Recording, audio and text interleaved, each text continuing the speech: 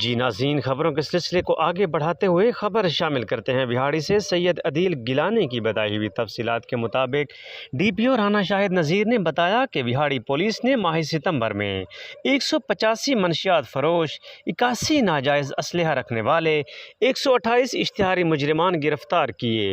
بہاڑی police نے ماہ ستمبر میں 11 گینگز کے 28 ممبران گرفتار کر کے ان کے قبضے سے 40,58,000 روپے مال مسروقہ برآمد کیا۔